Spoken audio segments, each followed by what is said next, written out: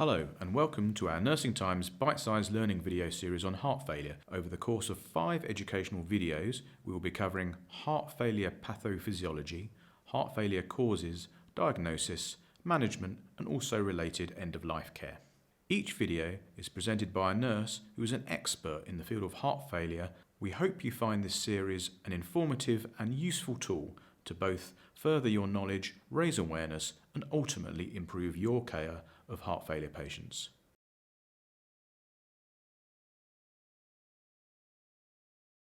Hello, my name's Louise Clayton. I'm a heart failure advanced nurse practitioner based in University Hospitals of Leicester. Welcome to this brief session on pathophysiology of heart failure. What is heart failure? Heart failure occurs when the heart is unable to pump enough blood to meet the demands of the body. It's caused by abnormalities in the structure and function of the heart, often with coronary artery disease or hypertension. Most importantly is to remember that heart failure is a clinical syndrome. It is typically associated with symptoms and signs and that structural change to the heart that I've just mentioned.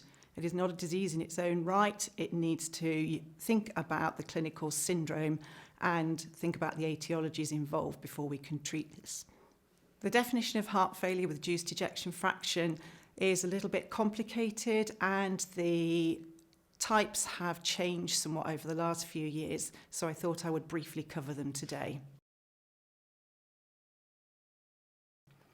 Ejection fraction of 40% or less is recorded as heart failure with reduced ejection fraction or HFrEF. An ejection fraction of 41 to 49% HFmrEF or mildly reduced ejection fraction, and over 50% HFpEF or heart failure with preserved ejection fraction. It's very important to remember that with HFpEF there must be evidence of cardiac structural or functional abnormalities and raised natriuretic peptides alongside the symptoms of heart failure. We talk about the vicious cycle of heart failure with reduced ejection fraction.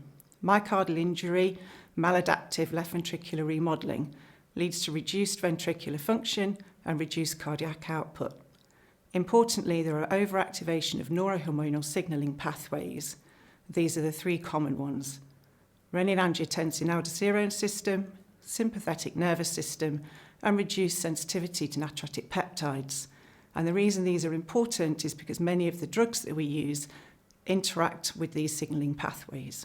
In heart failure, sustained renin-angiotensin-aldosterone system activation leads to harmful effects: increased hypertrophy, fibrosis, and that ventricular remodeling that we've already talked about being some of them. Reduced sodium and water excretion is extremely important. Similarly, activation of the sympathetic nervous system is sustained and equally harmful over time. This leads to increased contractility, heart rate, hypertrophy, and fibrosis. Natriuretic peptides, we've already mentioned, these play an important role in cardioprotection. They reduce cardiac output, reduce ventricular remodeling, and help to decrease blood pressure. Heart failure with preserved ejection fraction, however, is a little more complicated. There are multiple phenotypes, and we do know that there is cardiomyocyte stiffness involved, progressive remodeling, and myocardial fibrosis, often associated with obesity, hypertension, atrial fibrillation, chronic kidney disease, diabetes or anemia, or a number of these together. Heart failure patients often have multiple comorbidities. As the population gets older, this increases over time. It makes the condition a lot more complicated to treat and often causes more symptoms that the patients are living with.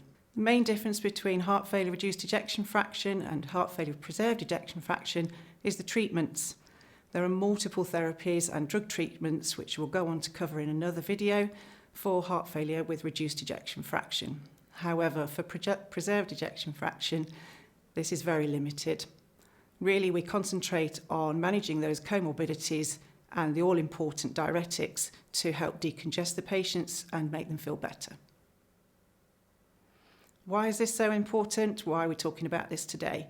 This is the burden of heart failure that we talk about in the UK. Nearly 1 million people living with heart failure, 200,000 new diagnoses each year. We estimate around 385,000 undiagnosed patients. Worryingly, 80% of patients are diagnosed in hospital, despite half of these telling us that they had symptoms prior to coming to the hospital. Mortality for heart failure is worse than the four most common cancers, and there is extremely high costs associated, mainly with admissions for the NHS. So what do you need to look out for? Signs and symptoms of heart failure. So the common symptoms: shortness of breath, orthopnea, that's the inability to lie down flat at night without being breathless. Patients will often tell us they need to add extra pillows to their bed at night. Paroxysmal nocturnal dyspnea.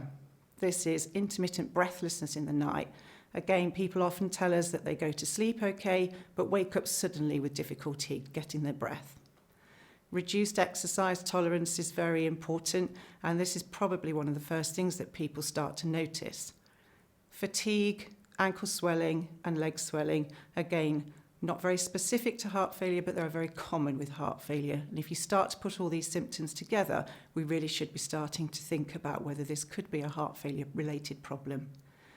If you're examining your patient, common signs to look out for: elevated jugular venous pressure, third heart sounds, or gallop rhythm as it's known, displaced apical impulses, pulmonary crepitations, and peripheral edema. So the key message from this short video today is to think about heart failure if your patient has any of those common symptoms that we've just described: breathlessness or unexplained fatigue, or indeed if they have any of those common comorbidities that I've mentioned. The quicker we get patients diagnosed and treated, the better the outcome. Thank you.